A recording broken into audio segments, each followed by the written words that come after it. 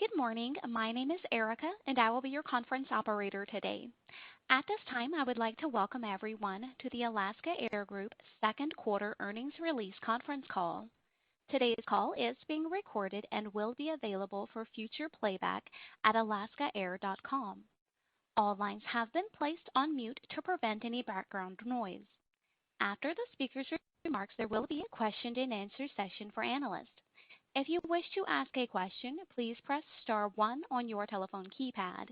If you would like to withdraw your question, press the pound key.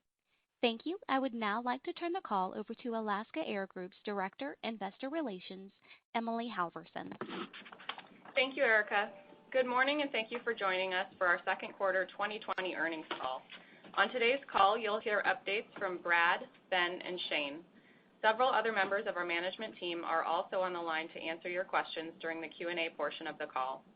The global health and economic crises continue to significantly impact our business and outlook. This morning, Alaska Air Group reported a second quarter GAAP net loss of $214 million. Excluding special items and mark-to-market adjustments, Air Group reported an adjusted net loss of $439 million. Special items this quarter include approximately $69 million of lease return charges that were triggered as a result of certain aircraft being permanently parked, and a $362 million benefit related to the CARES Act Payroll Support Program wage offset. As a reminder, our comments today will include forward-looking statements regarding future performance, which may differ materially from our actual results. Information on risk factors that could affect our business can be found in our SEC filings. On today's call, we'll refer to certain non-GAAP financial measures, such as adjusted earnings and unit costs excluding fuel. And as usual, we've provided a reconciliation between the most directly comparable GAAP and non-GAAP measures in today's earnings release. And now I'll turn it over to Brad for his opening remarks. Thanks, Emily, and good morning, everybody. As you all know, we're now nearly 5 months into the deepest and most uncertain downturn in aviation history. While we've weathered many crises before, this global health pandemic and economic devastation are unlike any the industry's faced before. Here at Alaska, we're focused on 2 priorities. First, keeping our employees and guests healthy and safe, and second, ensuring our airline is here to support and serve them in the future. I'm very confident that we're taking the right steps to get us through the crisis and to ensure our long-term success. In the second quarter, our leaders and frontline employees took dramatic action to reduce our capacity, to significantly lower our cost trajectory, to fortify our liquidity, and to moderate our cash burn rate. The men and women of Alaska and Horizon have always been at their best in the face of adversity, and this could not be more true today. Here are a few examples of their efforts. Our health and safety team, led by Max Tidwell, have led the charge in ensuring the health and safety of our guests. They've partnered with infectious disease experts from the University of Washington and other medical advisors to add layers of safety throughout the travel journey that build our guests' confidence in flying. Ben will touch on these measures in a moment, and many of these are also highlighted in our press release. Our crews and frontline workers have continued to provide our guests with remarkable care. Scaling down our operation, revising schedules, and changing policies have introduced a great deal of change and complexity to our operation.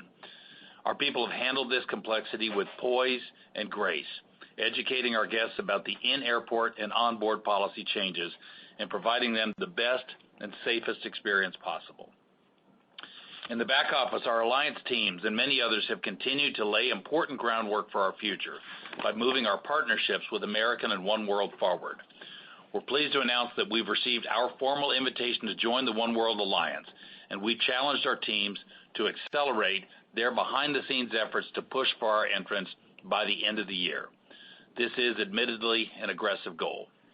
And our finance and legal teams have worked with dedication to preserve and enhance our financial strength. In July, the team secured new EETC debt financing of nearly $1.2 billion, increasing our already strong liquidity position to $3.7 billion today. We entered this crisis with a strong balance sheet, and this liquidity infusion gives us even more staying power.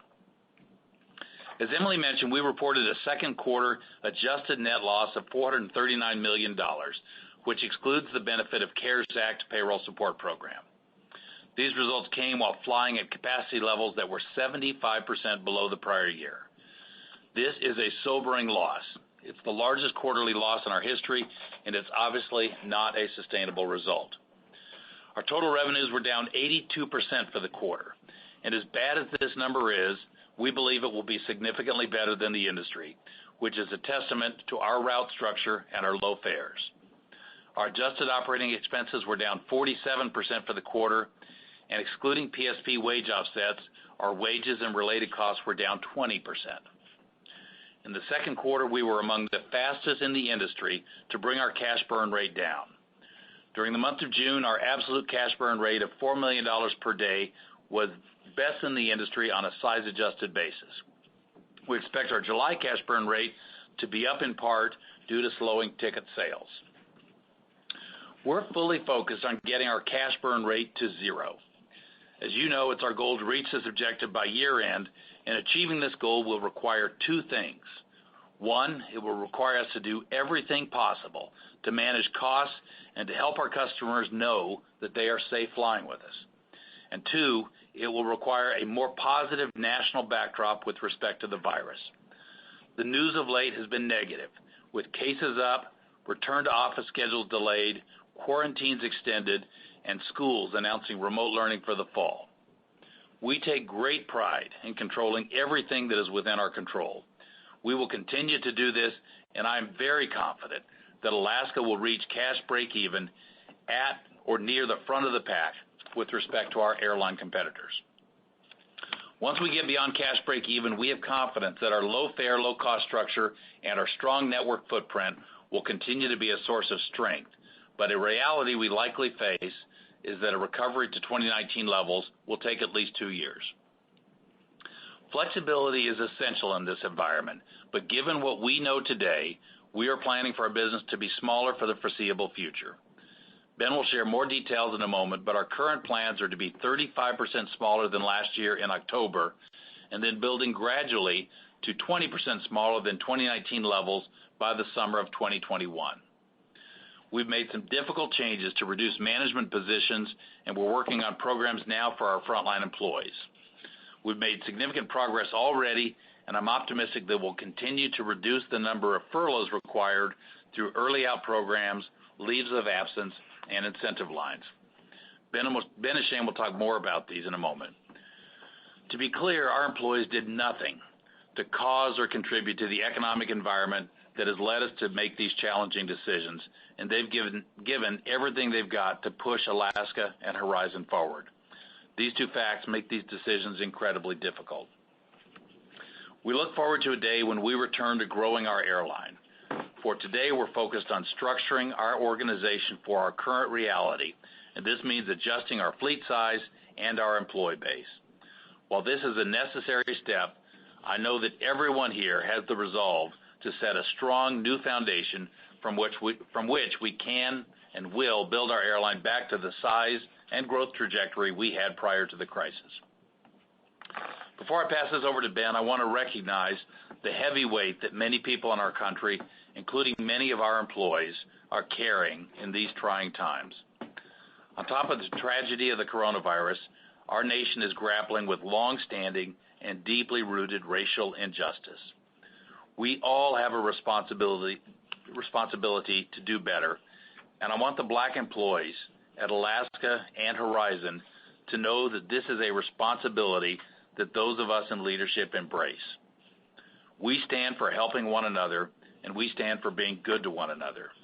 We are committed to listen, to learn, and to do everything we can to effect positive and lasting changes in our company, in our communities, and in our country. And with that, I'll turn this over to Ben. Thanks, Brad, and good morning, everyone. Since this crisis began, our leadership team has been focused on creating plans for whatever scenario we may encounter, to candidly communicate those plans with our people, and then to execute to the best of our abilities. Before updating you on how we're doing that, I'd like to provide some context for what we're seeing in the current environment. By several measures, it is clear that the low point in this down cycle was in April, and we have now begun the slow, likely uneven climb to recovery. April load factors were 16%, as passenger counts hit bottom early in the month at only 4% of normal levels. Flight searches and new bookings at a low point the following week, demonstrating confidence in future travel was also eroding. Load factors then improved to 52% for June due to both returning passenger demand and actions we took to right-size our capacity. Passenger counts increased to an average of 30,000 per day or 20% of normal, and flight searches at alaskaair.com rebounded to better than 50% of normal. These developments came as markets along the West Coast and the Southwest, including Texas, Phoenix, and Las Vegas, moved to reopen and people's confidence in flying grew, driving leisure demand back to approximately 50% of normal levels. We expect July load factors to show further improvement to approximately 55% on a sequential 5-point increase in capacity from June. But, as Brad mentioned, we've seen some of these upward trends stall more recently, as many of the geographies where we fly have experienced an increase in case levels, which paused many of the local reopening plans. Demand is not something we can fully control, but we are doing our best to earn guest confidence and create the right environment for an eventual strong return in demand. Today, we recognize that customers fall into one of three buckets: those who will travel, those who might travel, and those who won't travel. By delivering best-in-class health and safety policies and clear communications, we're connecting with those who will and those who might, providing them confidence that flying is safe. Even those who won't travel today have the potential to say they might travel tomorrow, and we believe we must be earning their trust as well. Sangeeta Warner's team has done a fantastic job implementing the program we call Next Level Care, offering layers of safety through every single stage of travel and helping our guests build confidence for flying. Our safety measures include making the pre-flight experience as contactless as possible and adding a health agreement during check-in, requiring masks for both guests and employees, and empowering our crews to enforce the policy with the ability to issue a formal warning to any guest who refuses to do so. Using the latest air filtration technology and hospital-grade filters to remove particulates and fully recycle air in the cabin every 2 to 3 minutes. Exceeding CDC cleaning guidelines and using high-grade disinfectants to reduce the risk of transmissions on board. And keeping middle seats open through September 30th, preserving our guests' ability to create personal distance while flying. In our Alaska Listen survey, we've surveyed thousands of guests, and what they care most about are consistent mask policies, the blocking of middle seats, and clean airplanes. 80% of those surveyed also reported that our next level care measures are working, and they feel strongly that we've created a healthy and safe environment for flying. Alaska is also a strong advocate for temperature screening, and we are actively lobbying for screening to be implemented at airports by TSA. Collectively, we believe these actions we're taking will lay the groundwork for guests to confidently return to flying when they are ready. Shifting now to our longer-term plans. We are committed to doing whatever is necessary to improve our competitive position and set the stage for future growth. Our top financial priority remains improving our cash burn rate and progressing towards our goal to achieve cash break-even by year-end. To put this in context, I'll share some of our planning assumptions. When we spoke with you last quarter, we knew very little about the crisis we are in today. The future is still largely uncertain and volatile, but the second quarter provided some key insights that helped refine our thinking. Today, we are planning for Q3 capacity to be down by approximately 50%, and Q4 will be down by approximately 35%. At these capacity levels, we are also making a planning assumption that cash bookings will recover to 40 to 60% of normal by December. This is not guidance, but demonstrates the parameters that we are operating within as we work to restructure our company.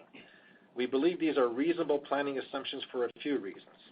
First, in June, we saw that traveler confidence and psychological safety are strongly connected.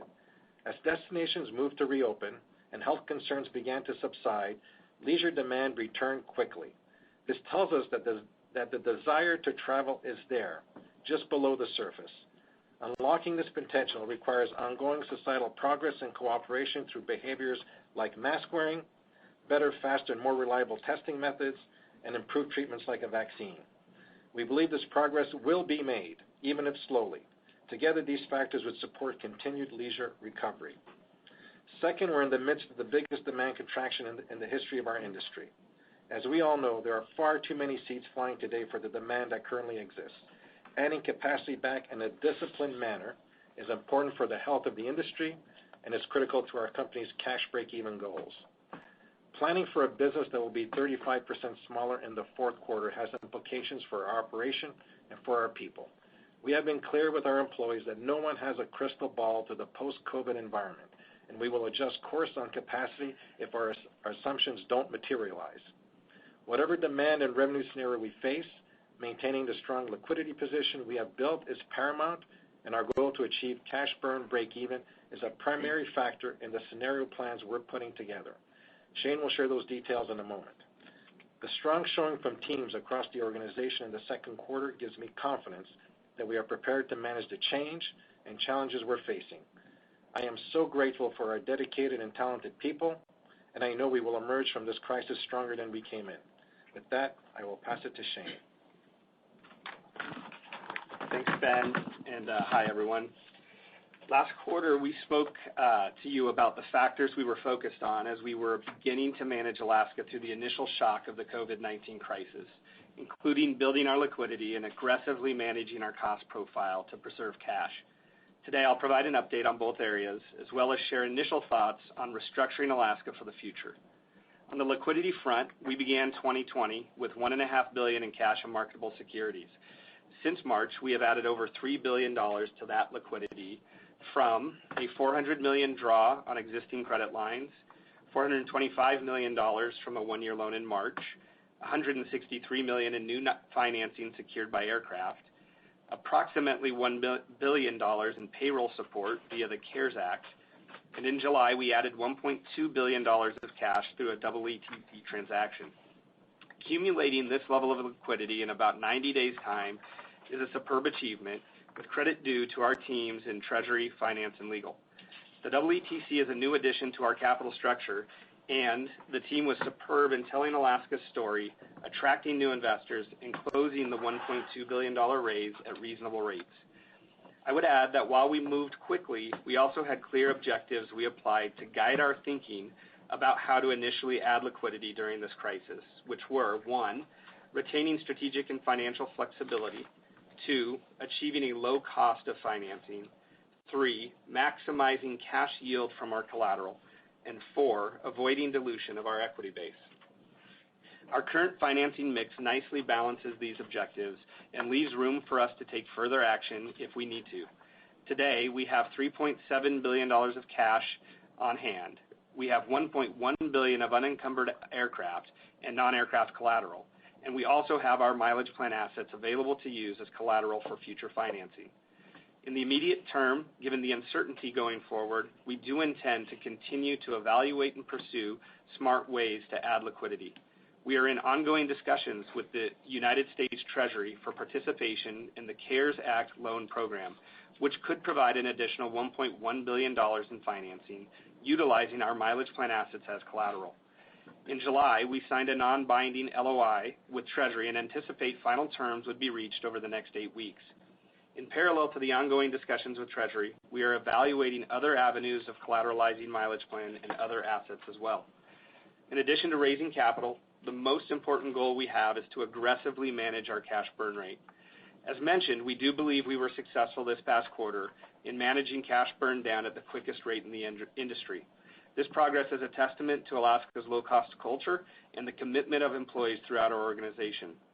In fact, in the second quarter, our adjusted operating expenses reduced by 47% on 75% less capacity.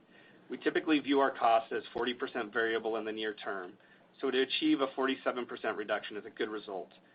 Regarding the cash burn rate, ours declined from over $400 million per month run rate exiting March to $120 million in June.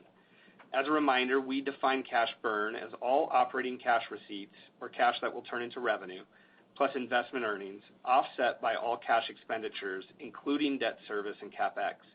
We exclude financing raises or payroll support funding from this metric.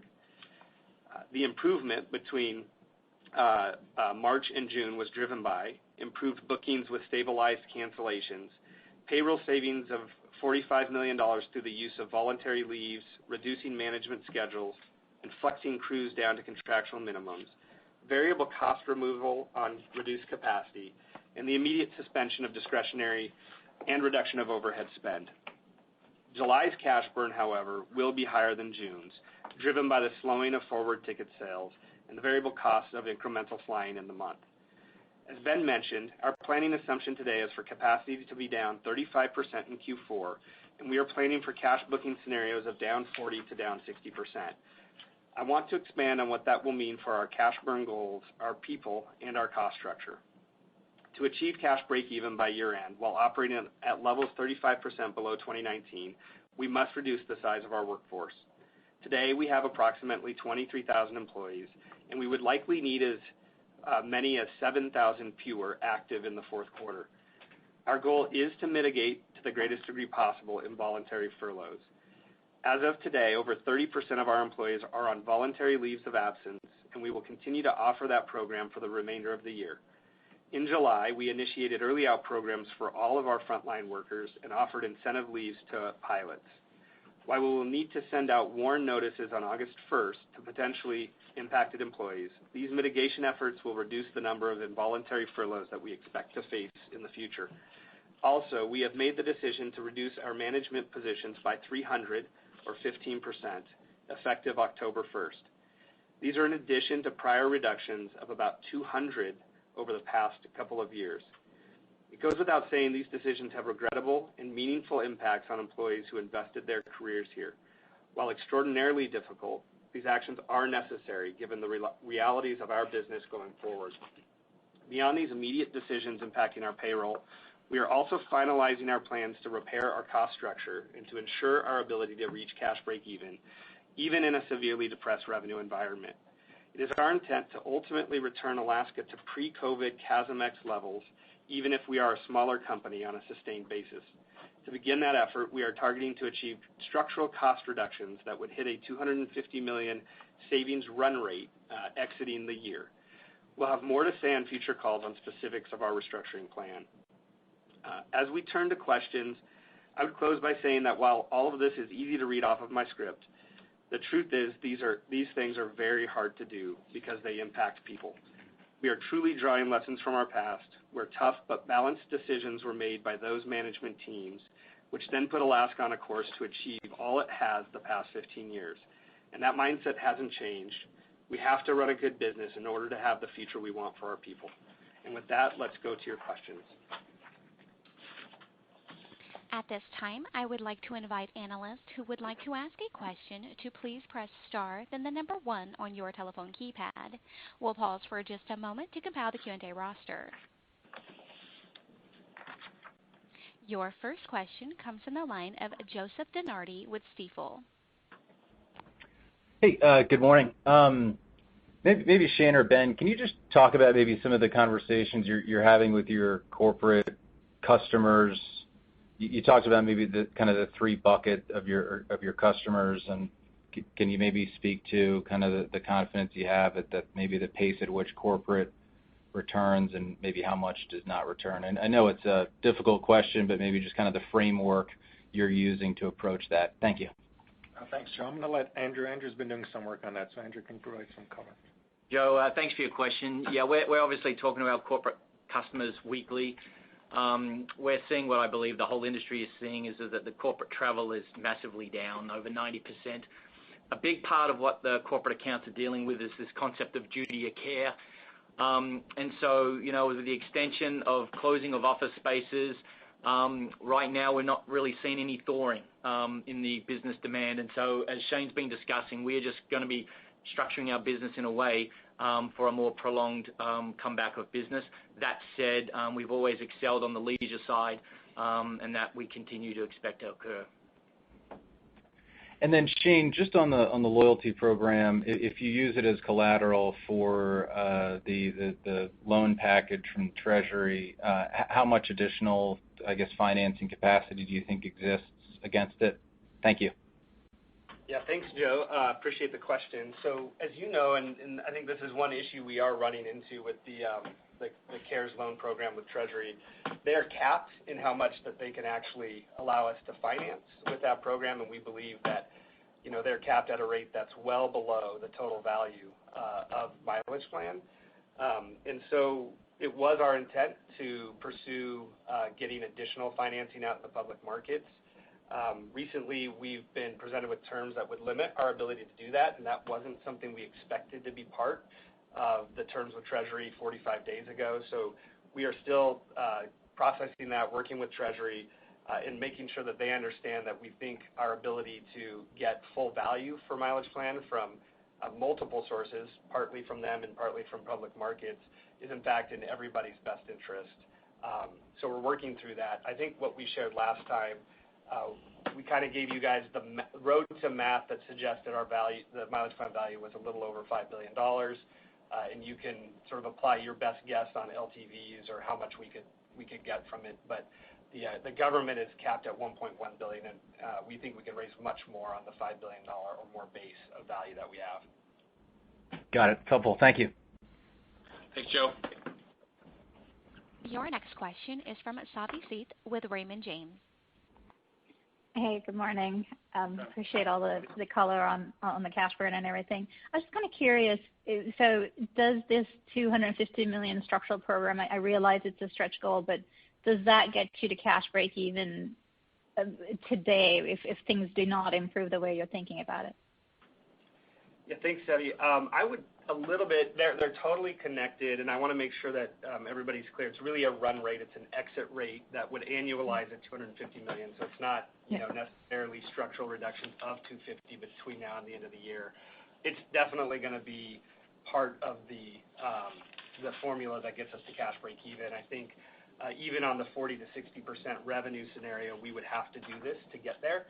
But beyond that, obviously, cash break even is a waypoint on our way back to some level of profitability and paying back our debt and growing again.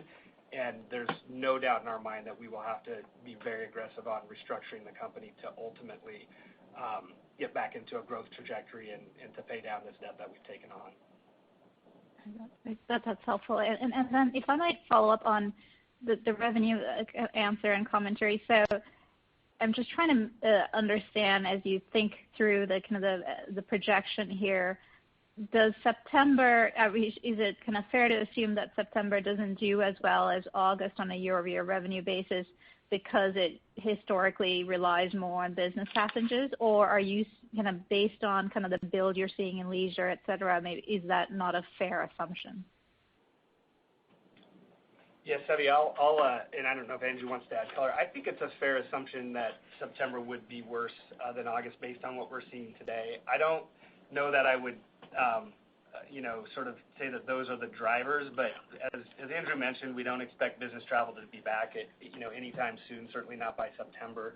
I think we would have hoped and expected that, had the country not had to sort of go back into a shutdown mode, that we would be seeing, incremental gains sequentially through the quarter, and that just doesn't look like it's going to happen right now, and that's kind of what Brad and Ben both touched on in the script. Yeah, Savvy, it's Brad.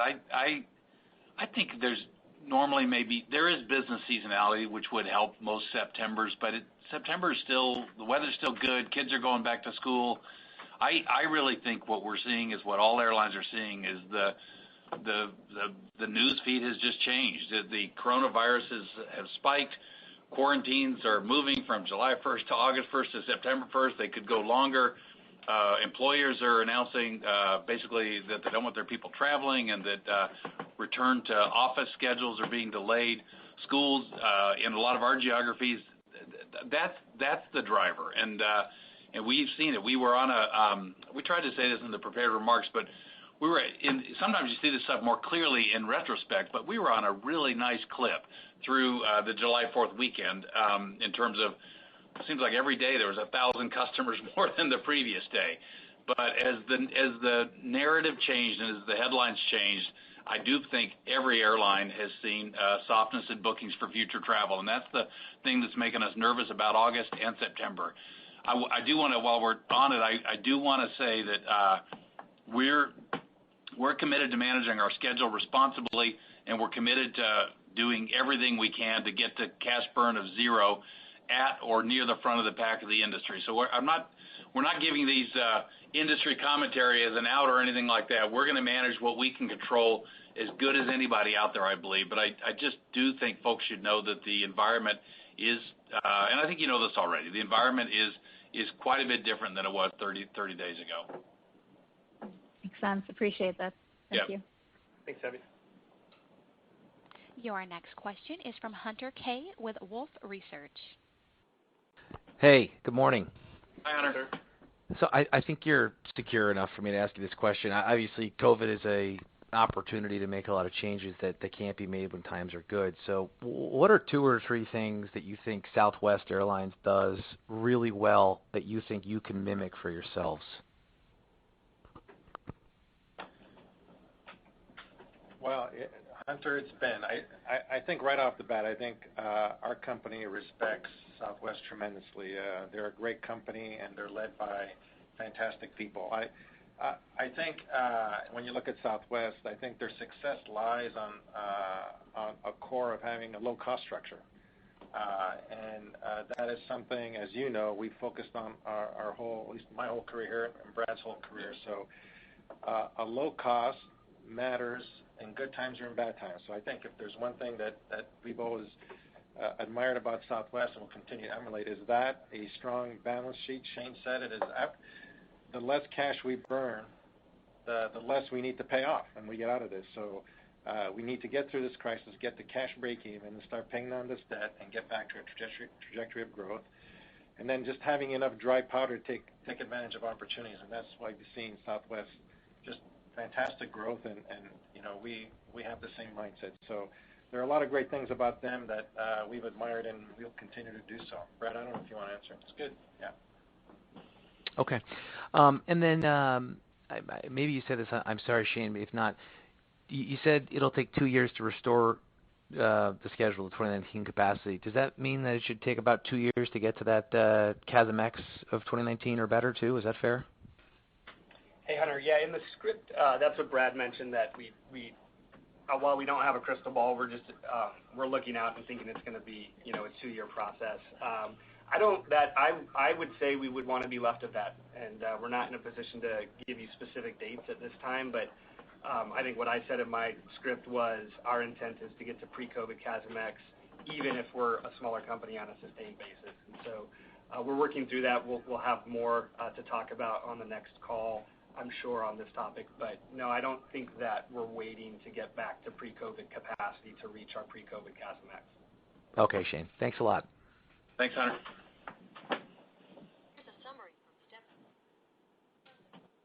Your next question is from Jamie Baker with J.P. Morgan. Good morning. Just first, just a quick follow-up. My line was cutting in and out. You were discussing a cap at Treasury. Maybe I misunderstood. What specific cap were you referring to? Yeah. Hi, Jamie. This is Shane. They are limited in how much they can loan to each of the airlines, right? It's a $25 billion package, and it's a portion based off of capacity pre-COVID. And so they can only loan us up to $1.128 billion. And what we were saying is we think our mileage plan assets could fetch more than that in total. And we don't want to be limited on how much we could go do with other parties. Yeah. All right. Okay. We're good then, because I thought maybe you were referring to some arbitrary cap that they had put on what they can accept in total in terms of, you know, from the industry on loyalties, collateral. Fine. So I apologize for that. Getting back to, you know, a pre-COVID ex-fuel CASM level on a smaller, you know, footprint, do you believe you can get there without changes in wages and work rules? It's a good question, Jamie. I'm not going to totally speculate on that at this point. I will tell you that it will require us to reach sort of peak levels of utilization and productivity, which we've got to do. We were, I think, one of the best in the industry in terms of the productivity of all of our work groups, assets, airport assets, airplanes, because of growth, congestion, integration, dual fleet. You know, we've stepped off of those peaks recently, and one way to get back to where we need to get back there is to reclaim those peaks. So I totally appreciate the question. I get where you're coming from. I think it's a little premature to know exactly how we're going to go do this, but we're going to be willing to talk about this stuff as we move forward. Got it. And if I can sneak in a final one, I assume you're in possibly daily contact with officials in Hawaii. Do you care to hazard a guess as to whether the modified September 1st date holds and how forward bookings are looking beyond that date? Hey, Jamie, it's Andrew. Andrew. We've obviously seen it extended a couple of times now. We're staying in close contact. I don't know where it's going to be, but I certainly think there's a high risk that it may slip again. But again, we just monitor that and we take each day as it comes. Fair enough. Thank you, everybody. Thanks, Jamie. Your next question is from Catherine O'Brien with Goldman Sachs. Hey, good morning, everyone. Thanks for the time. Hi, Katie. Hey, guys. So on the month of June, cash burn improvement we saw through the quarter from your initial guide back at 1Q earnings. I know you gave some color on what drove that better performance, but can you just help us think about proportionally, how that better performance was driven between cost and better demand? And then, as a team, it seems you have quite the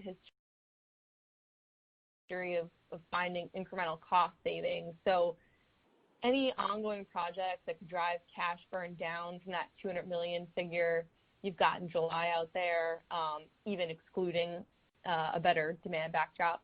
Thanks.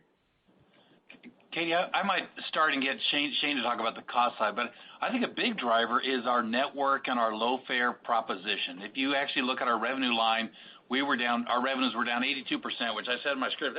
That's a bad result for any business, for any industry, but it might be the best in the industry or very close to the best in the industry. So I think the combination of our route network, where we fly, how we fly, our fare structures, our loyalty, that was something that served us well in the second quarter. It's something that's going to serve us really, really well in the future. I do think, Shane, the cost side of it is Ben, you're talking about that. That's a muscle that Alaska has historically had and relied upon, and that's something we're gonna be at the gym making that muscle work even better for us. Maybe you can talk about that side of things. Yeah, Katie, and it's a great question. I would go back to, it was really important that we got all of the variable costs out that we thought we should, and we did. We saw, and I talked about this last quarter, a one-to-one relationship on the variable costs, which is good. It's just good to prove. We always think we know what the variable costs are, but we were able to prove that out. There were a lot of things that we did in the immediate term that were probably more temporary, and that's why we're starting to shift the conversation to structural cost reductions. A lot of the stuff in this quarter was just suspension of all discretionary spending, really aggressive offering of voluntary leaves, which, as I said in the script, 30% of our folks took, which was a huge help on the payroll line. There wasn't a lot of structural stuff that we had done in the quarter, though, and that's what we've got to go start to work on. The first thing that we've done is reduce the management team size, which I mentioned in the script as well. And we're working on that list of ideas that we've got to go execute on to get the rest of this goal that we've got out in front of us. Okay, great. And maybe one, I don't know how this would factor into your thought process on driving those structural costs out, but any updates for us on the fleet decision to remain a 2 aircraft type carrier, go back to single fleet, and then how should we be thinking about lease return expenses for the rest of this year and next? Obviously not as big of a factor as it was pre-COVID, but still something to think about. Thanks. Hey, Katie, it's Nat Pieper. I think, no question, the fleet is a healthy proportion of the structural savings that Shane is talking about. And academically, you kind of can think of it this way. If you're going to keep a mixed fleet going forward, you better leverage that to get advantages in ownership cost, better lease pricing, and using competition, and also on the revenue side, having different airplanes to match to different markets. The counter to it is, on the single fleet, you better get operating efficiencies. And so as part of this structural savings, we've got to figure that out. And as we start to narrow down the Airbus aircraft that we have, we parked all 10 of our A319s last quarter and 2 of our A320s. We've got 39 leased Airbus A320s left that have expirations over the next 3 to 5 years, and we're starting to creatively look at ways to phase some of those airplanes out. So a lot of leverage in that question, and a big piece of achieving the structural savings goal we want to. Great. Thank you so much. Your next question is from Helane Becker with Cowen. Thanks very much, operator. So, hi, gentlemen, and thank you very much, and Emily, thank you for your time. Hi, so, can you guys code share with JetBlue through the American code share, or just on your own?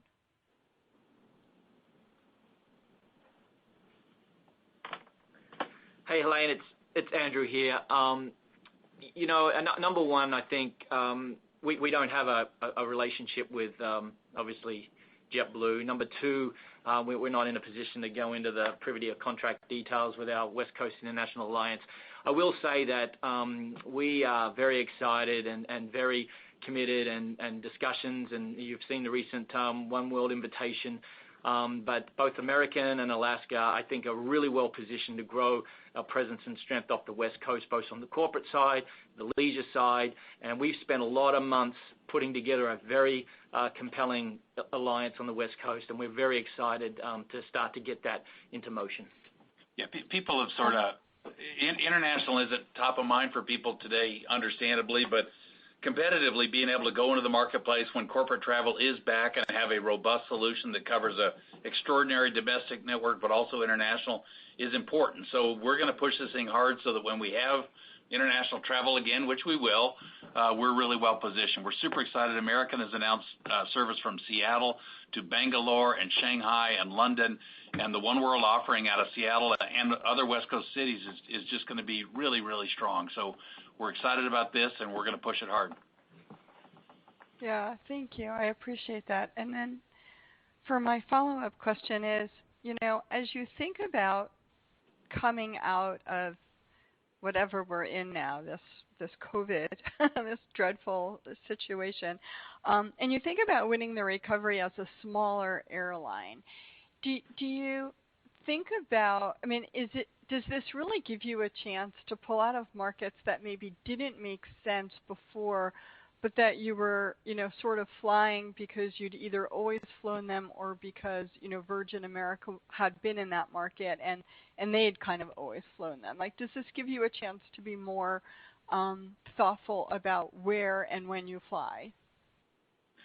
Helena, I think the answer is yes, but if you, and Ben and Andrea may have something they want to say to this as well, but I think if you actually look at it, a lot of those changes have been made. It does give us a chance to sort of re-rack the route network. And as you've seen, we're taking cities through the way I sort of think about it, Anchorage, we say anything that we can fly out of Anchorage, we do fly. You see us do that. Seattle, we've done a lot to fortify our position. Portland, I think there's opportunities for us to solidify and grow. We've got strongholds in the Northwest in cities like Spokane and Boise and Redmond, Oregon, and Missoula and Bozeman. And there's opportunities to connect those Northwest cities, which have a ton of mileage by members, to cities like San Jose, San Francisco, LAX, and San Diego. So we're doing some of that. Andrew, you've done some stuff very recently out of LAX, which I think the answer is yes. There is a chance to sort of reconfigure and build the network around what we do best. But in terms of holding your breath for additional things, I don't know that I would. I think a lot of those moves have been made. But Andrew, maybe you disagree with that. I don't know what you'd say. No, I think Brad's spot on, and I think if you look at our pull downs in our network in general, and even in California, we are still in the majority in the utility of the California network, just at a significantly reduced frequency. And as Brad mentioned, really some of the LA moves is really just a gentle reshaping of our network. But I will agree with one thing in respect of all of this, is that there is a rebaselining of the nation's networks, and you are seeing all carriers having to make deliberate choices about where they're going to serve and where they're going to make adjustments. And I think that's going to play out over time, and we'll make sure that we are focusing on that as we move forward. That's really helpful, Brad and Andrew. Thank you very much for your help there. Thanks, Lane. Thanks, Lane. Your next question is from Duane Penningworth with Evercore ISI. Hey, thanks. Just a philosophical question maybe, given that a lot of the questions were asked about leverage limits at the board level. There's so many interesting questions right now about collateral and all the things you could potentially lever up, your mileage plan, your brand, office furniture, paper clips, all of the things you could potentially lever up. Why are there limits? Does it make sense to borrow against every last scrap of collateral that you have right now? And if not, why not, based on the history of the organization? Thanks, Dwayne. I think that what's imperative for us is to weather whatever shape the downturn and sort of choppiness of recovery is. I think even with all of the raisings we've done, we're still sub 60% debt to cap. And if we continue to go out and get $1 to $2 billion of additional liquidity, we'd be under 70% or 75% debt to cap. So we still have the balance sheet room to where I think the question is totally valid, but a little premature because I don't think we're running up against kind of the limit of using what sort of non-traditional assets like brand and sort of other things like that to go and further solidify our liquidity. But I'll tell you, our view is we are going to go raise the amount of cash we need to weather this, and we'll manage the cost side super aggressively. Once we get to cash break even, it's academic. We can sit there, for as long as we need to. So we're talking about both, but they're both paramount in our mind. There's not, I think, a limit right now in front of us where we're saying it's too much and we're going to stop.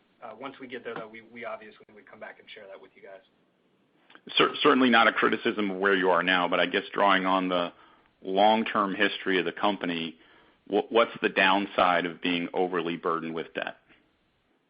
Yeah, I mean, the balance, obviously, and we've talked about this a lot internally, very, very openly with our employees, is anything you borrow and you actually use to finance losses, you got to pay back. And you got to pay that back through cash flows in the future, and that steals from your ability to grow, and we don't want to steal from our ability to grow. So we have a mindset about how much, total net debt we're hoping we come out of this, with at the end of the day, and that it's at a rate that allows us to aggressively pay it back while still growing the company, out in 2022 and beyond. So we want to borrow, we just don't want to use the money. So like one mental model we have is have the finance team hard at work borrowing. I don't know if it's as much as we can, but borrowing, really shoring up our liquidity, and then hopefully things get better and we start paying that money off. That's kind of the mental model that I see for the finance team. It's do everything we have to do to ensure our sort of staying power, but then hope that at some point we'll have a vaccine, things will be better, and as soon as we get there, we start reducing those debt balances. Okay, appreciate the thoughts. Thanks, Dwayne. Thanks, Dwayne.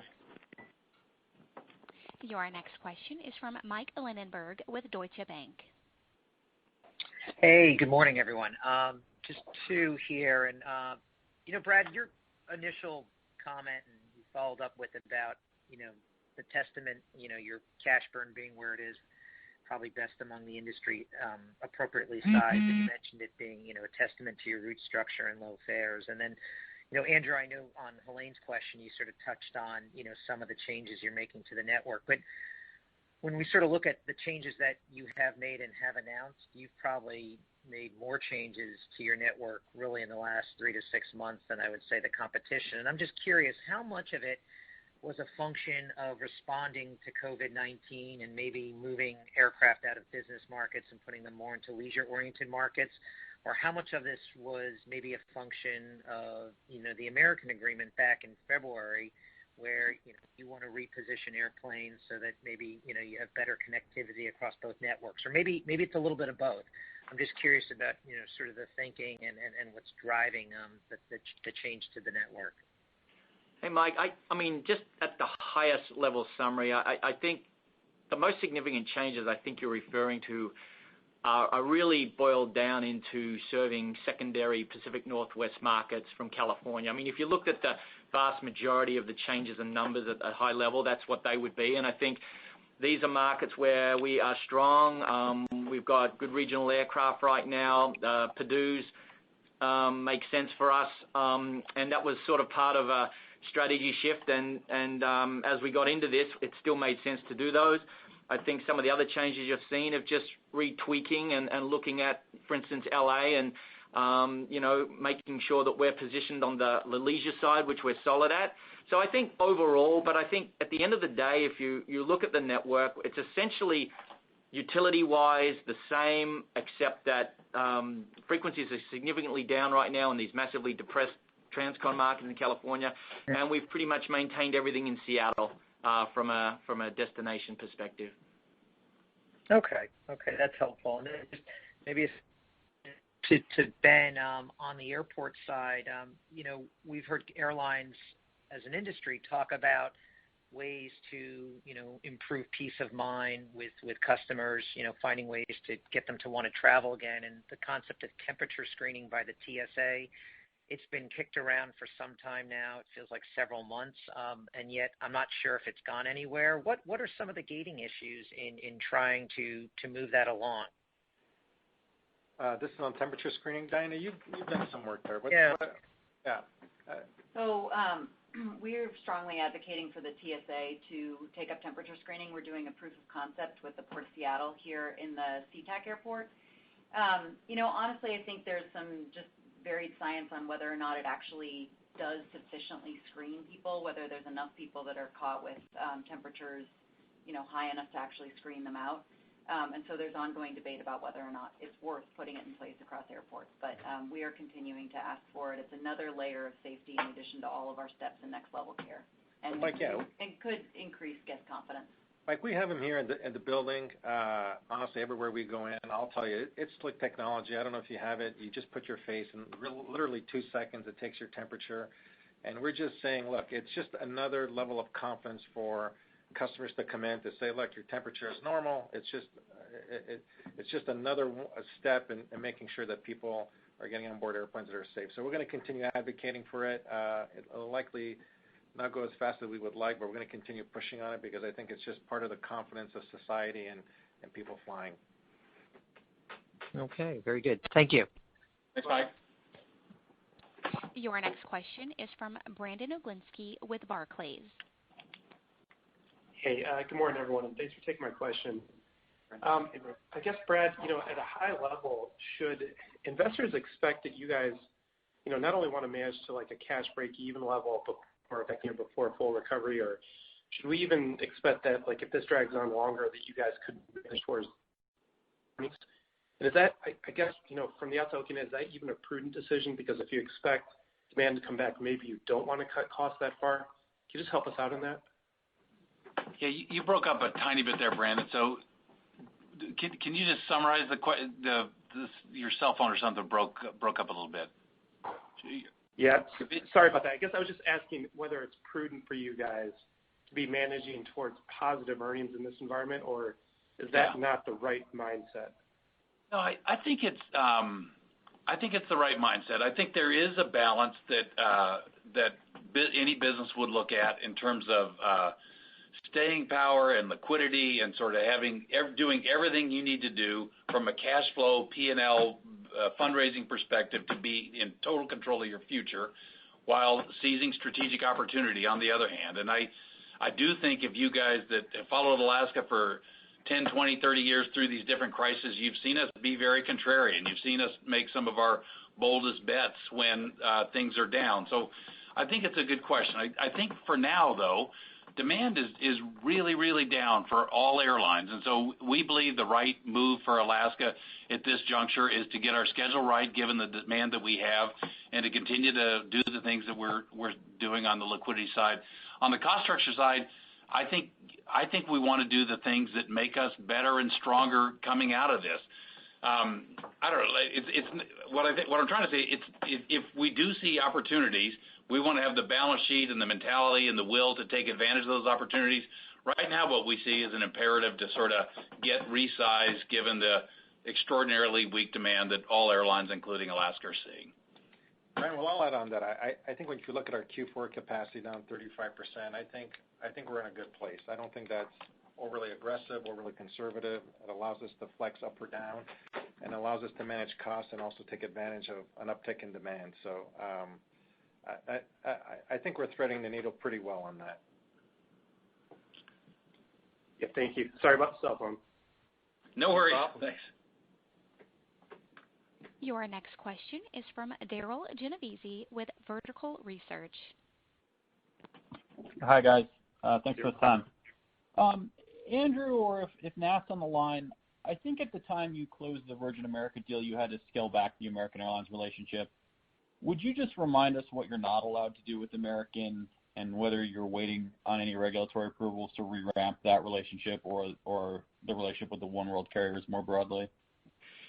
Yeah, Daryl, I think there was a couple of components, about 50-plus markets in all, but essentially we weren't allowed to cooperate on all the Virgin America overlap markets, which were essentially California. And then secondly, at a high level, on our hubs, so Seattle, Portland, San Francisco, et cetera, we were not allowed to put our code on American's flight out of our hubs and vice versa. So the best way to think about it is that the historical Virgin America network was sort of off limits.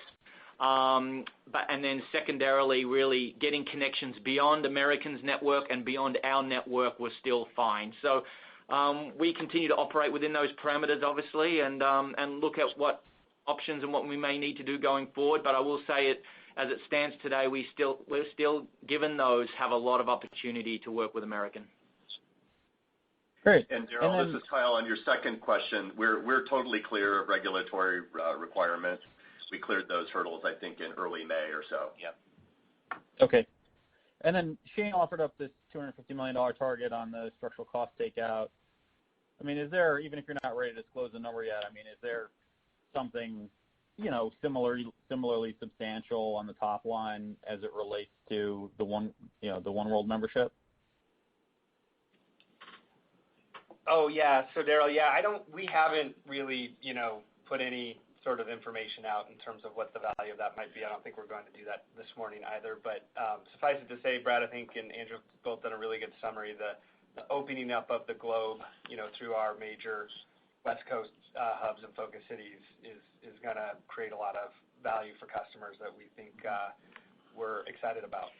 And the other thing I would just add is it puts us on an international platform as it relates to our loyalty members. And something that we've always been missing in the Pacific Northwest is a good, seamless global connectivity story with elite reciprocity across the globe. And this is going to bring us that. Perfect. Thanks a lot, guys. Thanks, Daryl. Your final question comes from Miles Walton with UBS. Hey, good morning. Just a couple cleanup questions if I could. The first on cost reduction in the third quarter, 47% in the second quarter. What's the bogey that you're putting there for the third quarter? Yeah, I don't think we didn't guide to that, Miles, and so we won't give you a specific number. I think incremental capacity will add some cost, and as mentioned, there were a lot of things that we just sort of took down. 70, 80, 90% maintenance spend was an example of that.